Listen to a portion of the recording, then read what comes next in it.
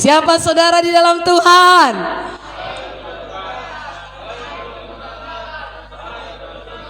Saya penuh sukacita. Salam kiri kanan saudara. Dipenuhilah engkau dengan berkat Tuhan. Haleluya. Puji Tuhan, puji Tuhan.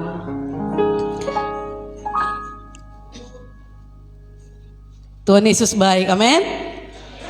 Adakah saudara merasakan Tuhan Yesus baik? Ya, sekalipun mungkin saudara punya pergumulan hidup, tetapi ketahuilah Yesus baik. Bapak Ibu Saudaraku, 2 minggu berturut-turut kita sudah melihat bagaimana jemaat atau gereja yang diinginkan Tuhan, yang tidak ada poin negatifnya, yakni Philadelphia dan Smyrna. Kita melihat Philadelphia ini menuruti firman Tuhan dalam segala keadaan, dan mereka memegang teguh janji Tuhan.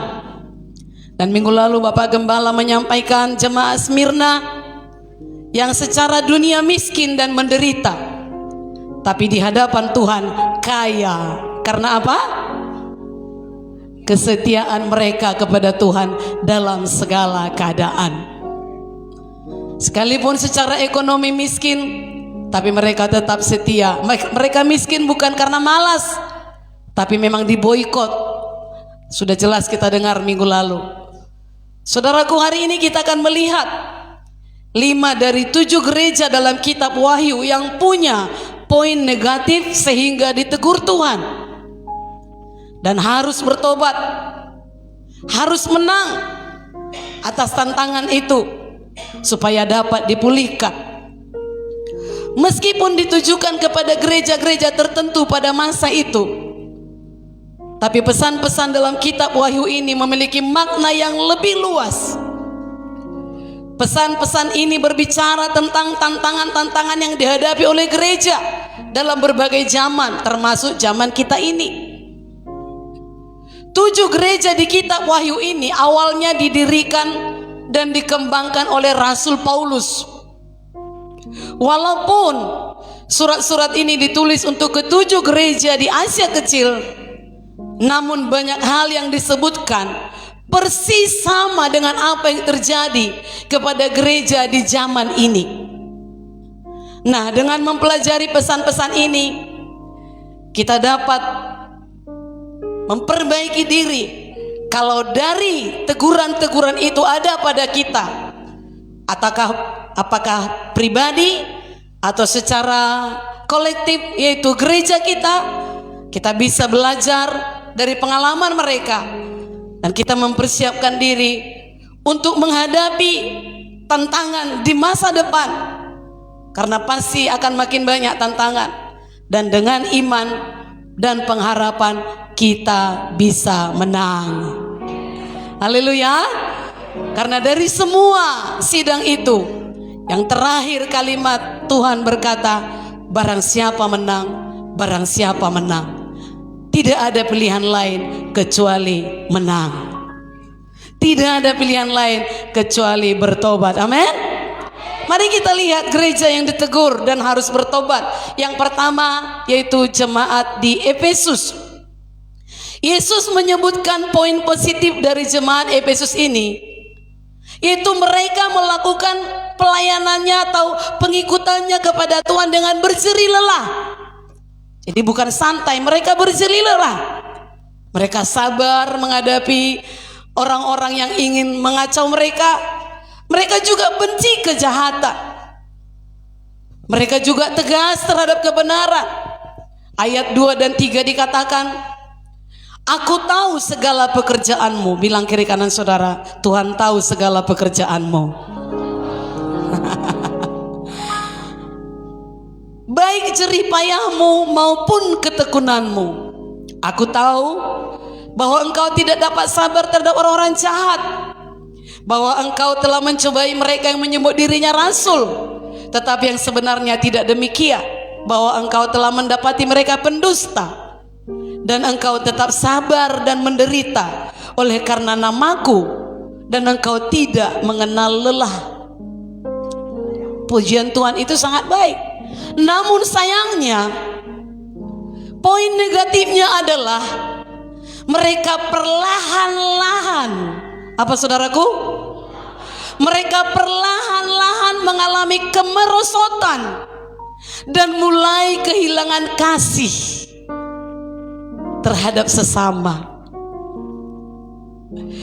Untuk itu Yesus memperingatkan gereja itu, jemaat itu, untuk segera bertobat dan kembali kepada kasih mula-mula. Lihat saudaraku, coba kita lihat ayat 4 dan 5 apa dikatakan. Saya bacakan. Namun demikian aku mencela engkau. Oh, tadi pujiannya sudah mantap ya. Kau berjerih lelah, kau benci kepada kejahatan, kau sabar menderita demi namaku. Namun sayang, aku mencela engkau. Kenapa?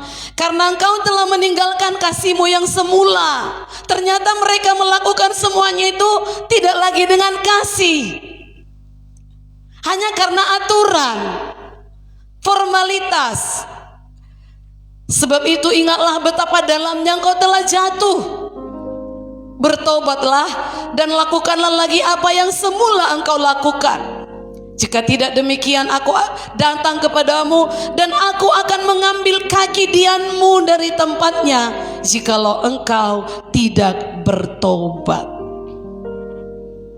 Kaki dian itu adalah lambang kehadiran Tuhan. Kaki dian itu adalah simbol cahaya ilahi, terang dan kehadiran Allah. Inilah yang selalu saya berdoa, supaya kita beribadah Tuhan hadir. Haleluya. Ada lagu lama, mungkin saudara hanya beberapa yang ingat lagu itu, tapi saya lihat-lihat di YouTube kok nggak ada ya. Berarti ini lagu karangan sendiri atau gimana gitu. Hanya satulah saya dengar, saya lihat, tapi itu pun orang biasa yang main gitar sendiri. Gini katanya, kami berkumpul untuk memujimu. Orang lama pasti tahu. Kami berkumpul untuk menyembahmu. Kehadiranmu itu yang kami perlu. Jamalah kami, urapilah kami. Oh, banyak orang lama di sini. Bukalah Tuhan hati kami semua. Untuk apa? Untuk mengerti seluruh sabdamu. Lanjut. Firman-Mu Tuhan menjawab segala tantangan. Biar nama-Mu dimuliakan. Berikan kemuliaan bagi Tuhan Yesus. Kalau Tuhan tidak hadir, sia-sia kita beribadah. Itu sebabnya jangan sampai kaki dian diambil dari gereja kita, dari rumah tangga kita. Mari saudaraku, pelajaran kepada kita, lakukan segala sesuatu dengan kasih. Jangan kita kehilangan kasih yang mula-mula. Bagaimana saudara mula-mula mengikut Tuhan?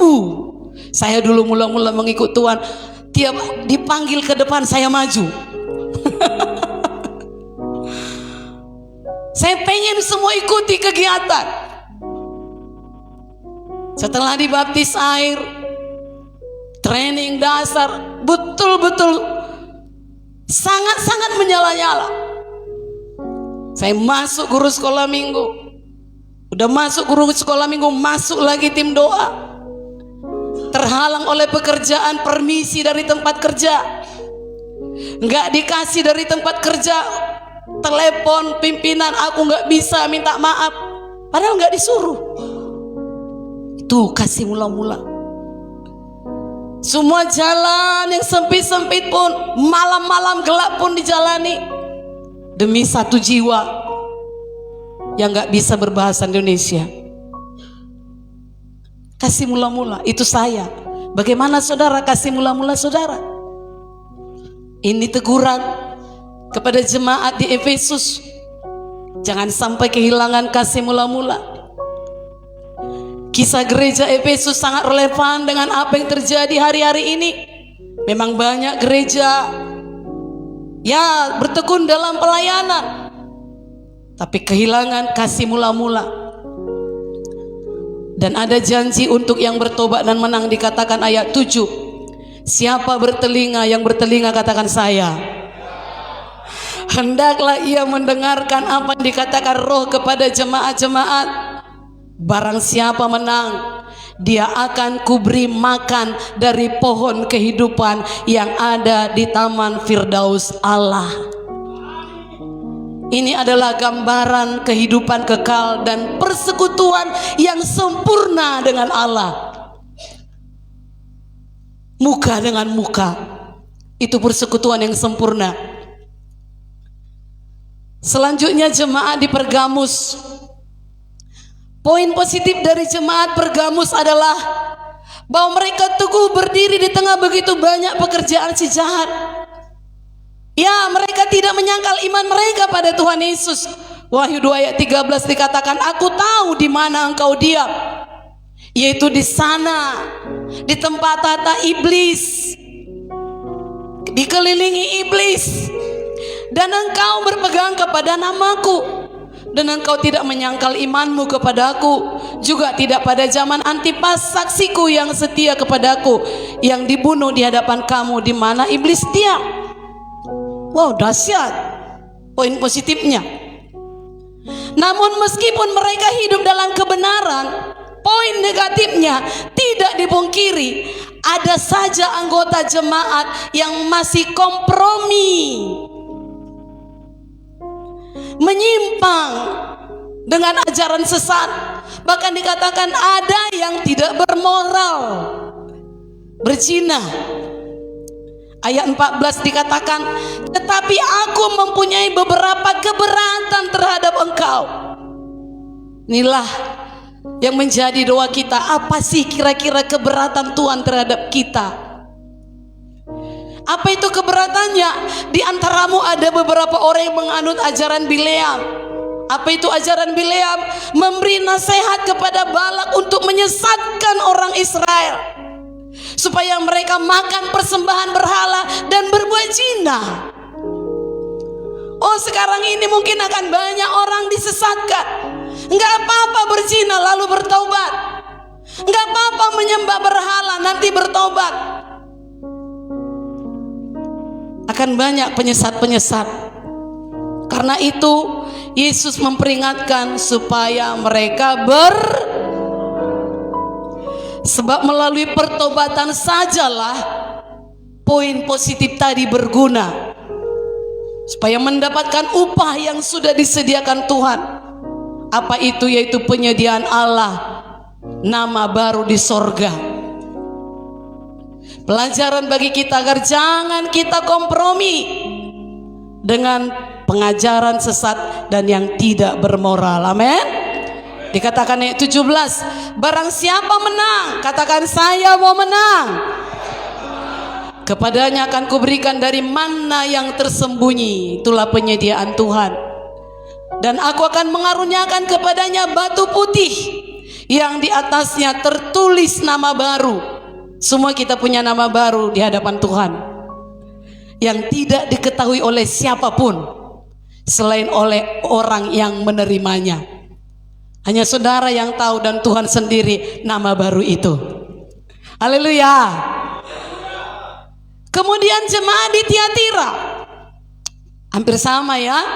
Jemaat Tiatira, poin positifnya mereka adalah gereja yang hidup dalam kasih dan iman. Bahkan mereka dengan setia menjalankan pelayanannya dengan penuh ketekunan. Ayat 19 berkata begini, Wahyu 2. Sama-sama kita baca 1, 2, 3. 1, 2, 3. Baik kasihmu maupun imanmu, baik pelayananmu maupun ketekunanmu, Aku tahu bahwa pekerjaanmu yang terakhir lebih banyak daripada yang pertama. Lagi-lagi katakan kiri kanan saudara, Tuhan tahu pekerjaanmu. Tuhan tahu pelayananmu. Jadi tidak ada yang tidak Tuhan tahu, amin. Namun poin negatifnya, Yesus menyayangkan sikap jemaat di Tiatira ini yang memilih diam dan membiarkan penyesat melakukan tindakan yang tidak benar kepada beberapa orang percaya.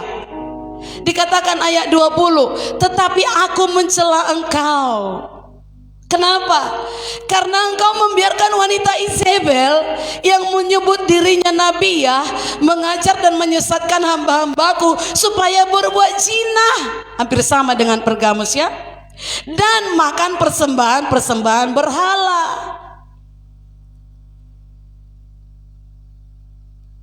Jangan sepele. Haleluya. Tapi meski begitu, Yesus tetap menghargai jemaat yang setia. Katakan, Yesus tetap menghargai jemaat yang setia terhadap firman. Di ayat 24-25 dikatakan, tetapi kepada kamu, yaitu orang-orang lain di Tiatira. Jadi ada yang tidak jatuh, yang tidak mengikuti ajaran itu, dan yang tidak menyelidiki apa yang mereka sebut seluk-beluk iblis. Kepada kamu aku berkata, aku tidak mau menanggungkan beban lain kepadamu, tetapi apa yang ada padamu, peganglah itu sampai aku datang.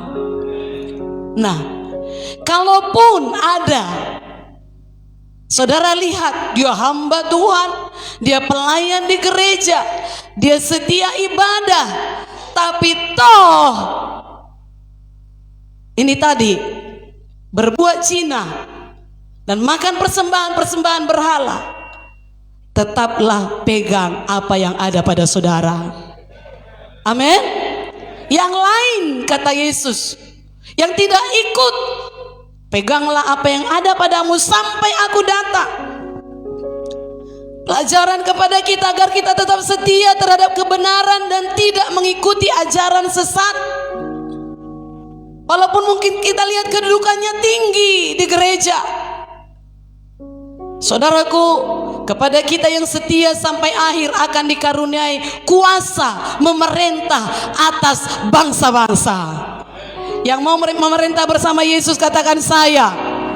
Kita baca ayat 28-29 dari Wahyu 2 tadi. 1, 2, 3. Dan barang siapa menang dan melakukan pekerjaanku sampai kesudahannya, itu kepadanya akan kukaruniakan kuasa atas bangsa-bangsa, dan ia akan memerintah mereka dengan tongkat besi. Mereka akan diremukkan seperti tembikar tukang periuk, sama seperti yang kuterima dari Bapakku. Dan kepadanya akan kukaruniakan bintang timur. Siapa bertelinga, hendaklah ia mendengarkan apa yang dikatakan Roh kepada jemaat-jemaat. Gak ada pilihan lain. Haleluya. Harus menang. Poin kedua terakhir, jemaat di Sardis. Jemaat di Sardis ini ditegur karena dianggap mati secara rohani. Meskipun poin positifnya seperti tadi jemaat Tiatira, masih ada yang setia. Yesus menggambarkan pelayanan mereka sebagai pelayanan yang mati. Oh, jangan sampai terjadi sama kita. Dalam arti mereka memang menjalankan pelayanan, tapi tidak menghidupi firman. Dengan kata lain, poin negatifnya, mereka hanya sebagai formalitas dan munafik supaya dilihat orang.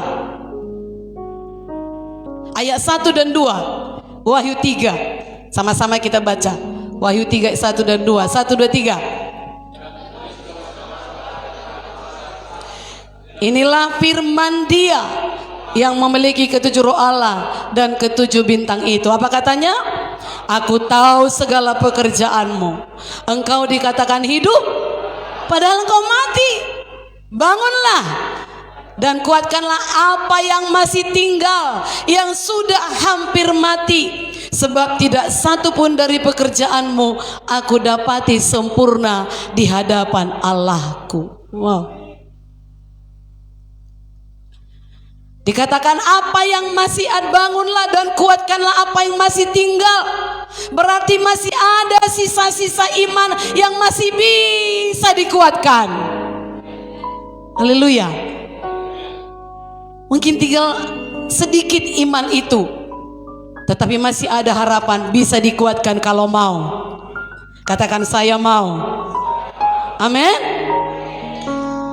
Dikatakan tidak satu pun dari pekerjaanmu aku dapati sempurna di hadapan Allahku. Tidak menghasilkan buah yang berkualitas. Itu maksudnya. Makanya saya ajari pelayan-pelayan ini, yang tim dancer kita ini, supaya pelayanannya berkualitas. Jangan asal nakku, berlatih sungguh-sungguh. Jangan, kalau bahasa Bataknya, jangan momar di depan itu. Tahu momar? Apa itu? Kesana kemari matanya. Apanya kuncinya? Apanya kuncinya? Tapi kalau berlatih sungguh-sungguh, dia lakukan untuk Tuhan, menyanyi untuk Tuhan, gerakannya untuk Tuhan. Amin. Karena ini tidak satu pun dari pekerjaanmu aku dapati sempurna di hadapan Allahku. Gak berkualitas, itu maksudnya. Gak ada buah yang berkualitas. Makanya dikatakan mati. Biarlah ibadah kita berkualitas. Amin. Biarlah ibadah kita berkualitas. Amin. Maksudnya apa? Kalau kita beribadah, ada sesuatu yang bertumbuh di dalam ini. Apa maunya Tuhan hari ini? Haleluya. Makanya yang pengarang lagu itu, ku terhubung denganmu, sangat luar biasa juga. Mampukan ku melakukan yang kau inginkan. Amin. Doakan itu. Mampukan aku Tuhan, hari ini aku beribadah, apa yang kau inginkan? Dari firman-Mu hari ini, pelajaran apa yang kau ambil? Mampukan aku. Haleluya. Karena itu Yesus menyampaikan supaya mereka bertobat. Sementara bagi sebagian mereka yang hidupnya benar, Dia menjanjikan kehidupan kekal di sorga. Janji untuk yang menang, dikenakan jubah kebenaran. Nama kita dikenal di sorga. Dikatakan ayat 5, barang siapa menang, saya katakan saya mau menang ya Tuhan, ia akan dikenakan pakaian putih, melambangkan kesucian ya. Aku tidak akan menghapus namanya dari kitab kehidupan. Berarti ada nama di Berarti ada nama di Kenapa? Aku tidak akan menghapus namanya dari kitab kehidupan. Dengan kata lain, ada yang dihapus. Haleluya. Melainkan aku akan mengaku namanya di hadapan Bapakku dan di hadapan para malaikatnya. Tentu saja Yesus tahu bahwa keadaan seperti ini juga dialami gereja-gereja saat ini. Maka pelajaran kepada kita, hidupi firman Tuhan sepenuhnya. Bukan hanya formalitas. Amin. Barang siapa menang, dikatakan siapa bertelinga, hendaklah ia mendengarkan apa yang dikatakan Roh kepada jemaat-jemaat. Yang terakhir, yang semangat untuk yang terakhir, katakan saya. Ini saudaraku, gereja yang gak ada poin positifnya. Laodikia. Dari keseluruhan gereja yang dituliskan di dalam kitab Wahyu ini, jemaat Laodikia ini gak ada poin positifnya. Sangat keras dinasehati. Hanya poin negatif yang ada. Kenapa? Karena gereja Laodikia, jemaat Laodikia mengerjakan pengikutannya akan Tuhan dan pelayanannya dengan biasa-biasa saja. Dalam istilah lainnya, Tuhan bilang suam-suam kuku. Tidak dingin ataupun panas. Lebih parahnya lagi, mereka hidup dalam kesombongan. Merasa kaya, tapi Tuhan katakan engkau melarat, engkau miskin, engkau malang. Mereka tidak mempelajari firman Tuhan dengan sungguh-sungguh. Mereka buta kebenaran. Mari kita baca Wahyu 3 ayat 15 sampai 17. Poin terakhir tapi agak panjang sedikit. Wahyu 3 ayat 15 sampai 17. 1, 2, 3. Engkau tidak dingin dan tidak panas. Alangkah baiknya jika engkau dingin atau panas. Jadi lanjut.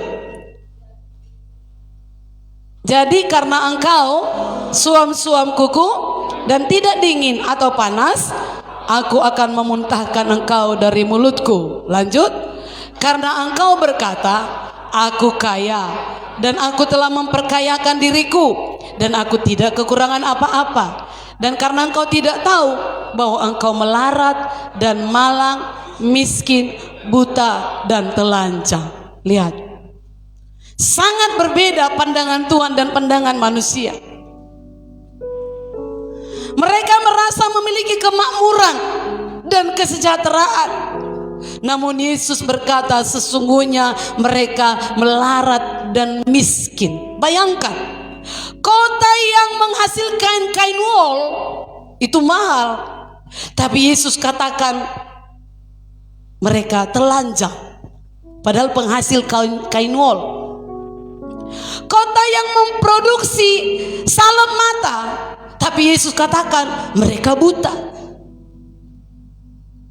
Begitu pedasnya teguran yang disampaikan Yesus kepada mereka atas sikap dan kesombongan yang ada. Dan Yesus menasihatkan mereka untuk bertobat dan meninggalkan sikap yang tidak benar itu, sehingga mereka tidak gak ingat ayat tadi, tidak dimuntahkan. Haleluya. Perhatikan, kesombongan adalah dosa yang serius di mata Tuhan. Kesombongan merupakan manifestasi dari keangkuhan dan mengabaikan anugerah Tuhan. Itu sombong. Dia merasa sehat karena hebatnya dia menjaga. Dia merasa punya karena hebatnya dia kerja. Dia merasa tampil karena memang dia the best. Jangan pernah mengabaikan anugerah Tuhan. Amin.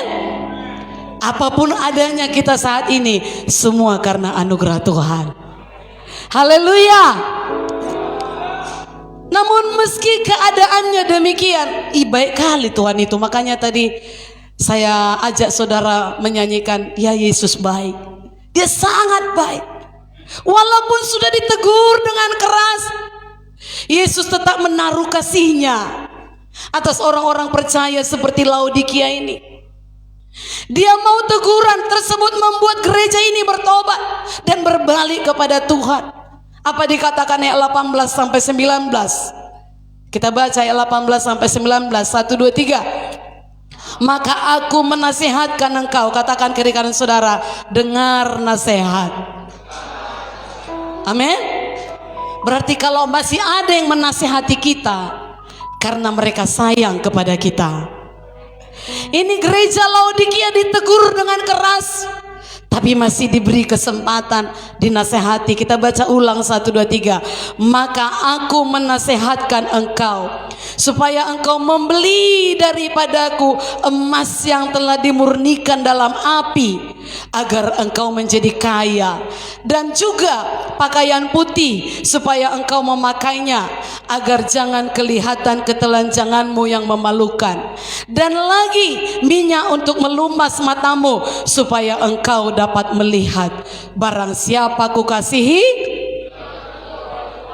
sebab itu relakanlah hatimu dan bertobatlah. Haleluya.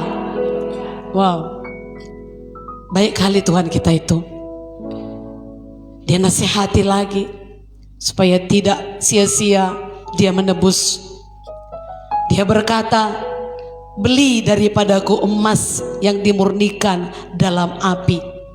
Apa itu? Iman yang sempurna. Supaya beriman ada bayar harga. Baca Alkitab. Dari mana datangnya iman? Dengar firman. Bayar harga untuk bisa membaca firman. Kalau bisa membaca bersuara sehingga telinga mendengar. Dan karena firman itu adalah yang menguduskan kita. Dikatakan Yohanes 17 ayat 17, firman itu yang menguduskan. Itu sebabnya bayar harga untuk bisa memahami firman. Bagaimana membayar harga? Tadinya pikiran melayang-layang tapi difokuskan. Firman-Mu itulah dasar hidupku yang berdaulat atasku. Firman dasar hidup kita. Apa keadaan saudara? Kembali kepada firman. Ini yang berdaulat, bukan daging kita, bukan orang lain. Firman yang berdaulat, amin. Emas yang telah dimurnikan dalam api. Bayar harga untuk bisa memahami maksud Tuhan.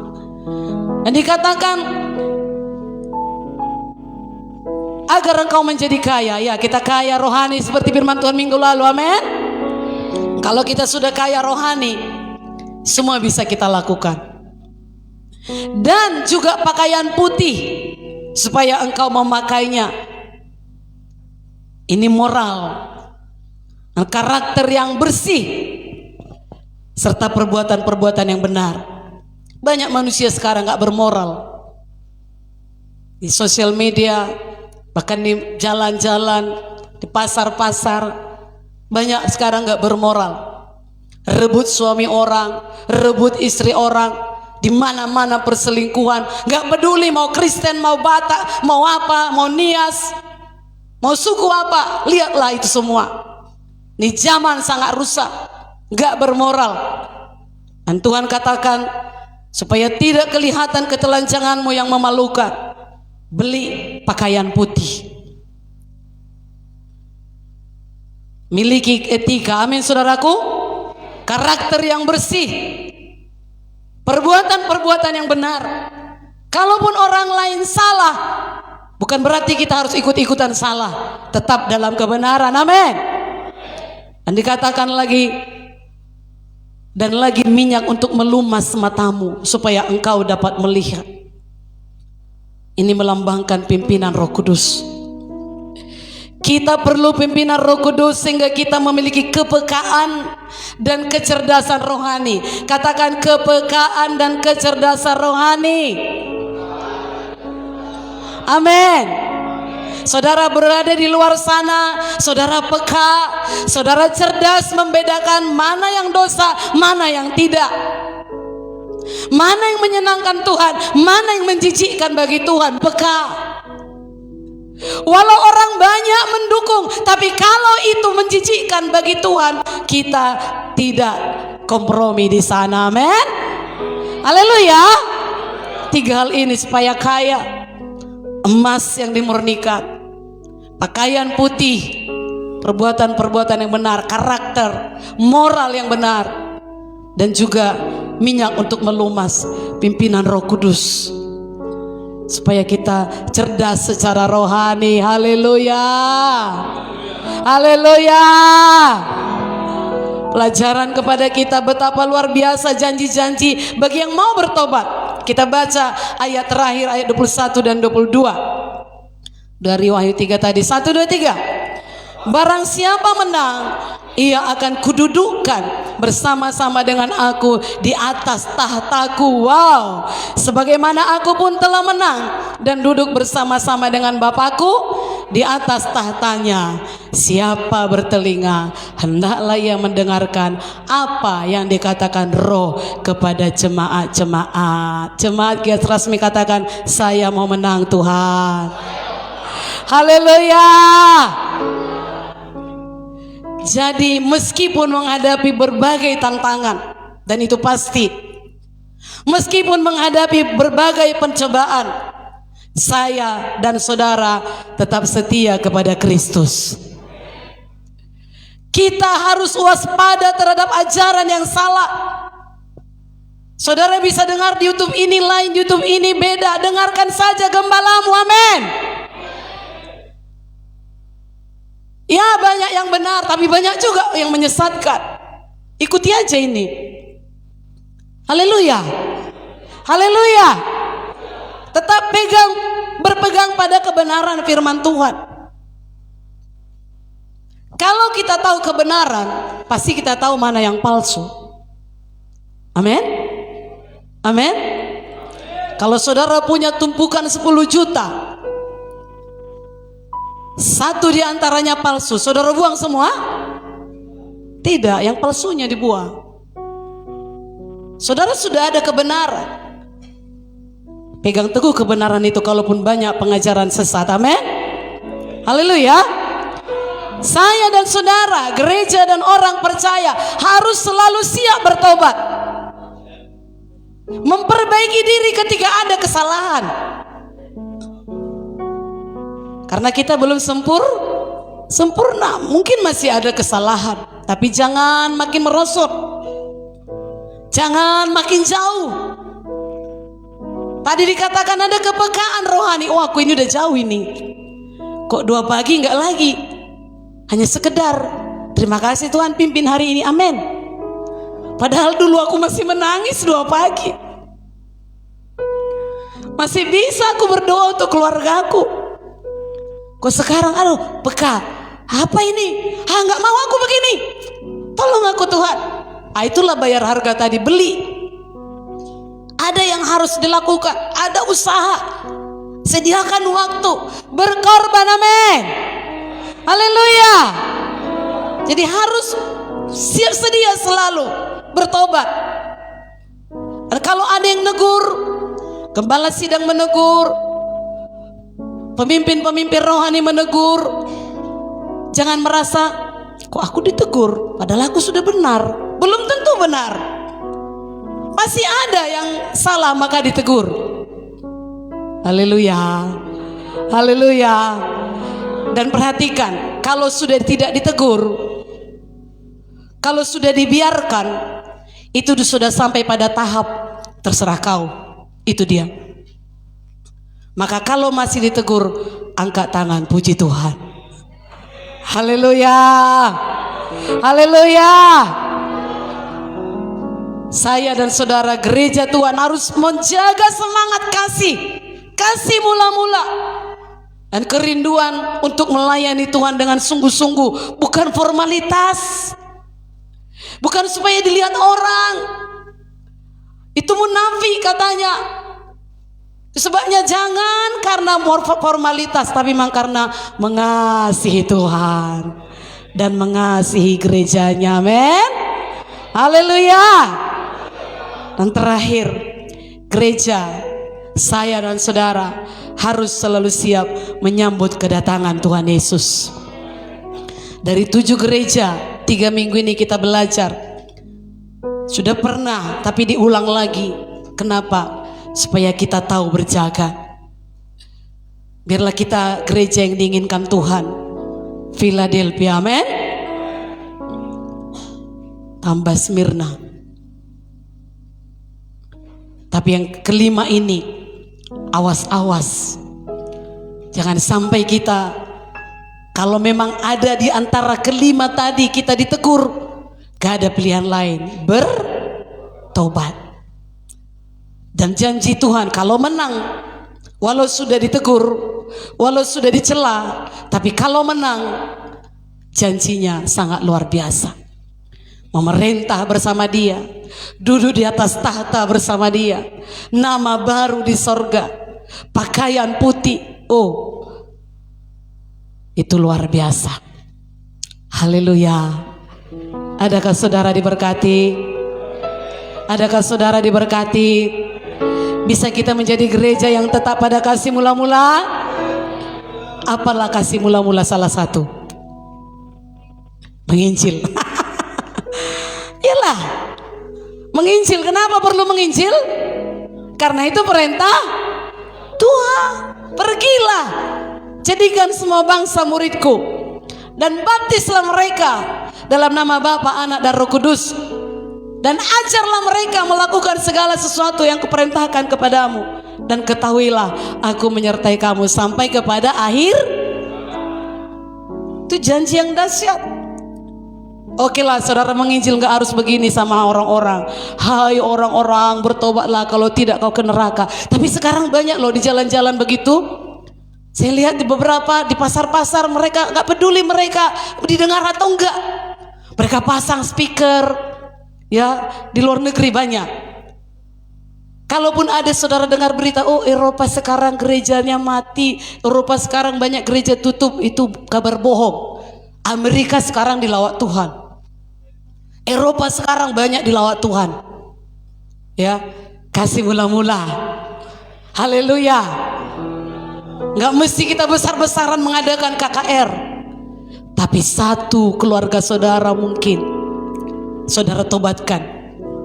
Satu teman sekolah, teman kuliah, teman nongkrong, kolega bisnis, tetangga, keluarga sendiri, satu ditobatkan.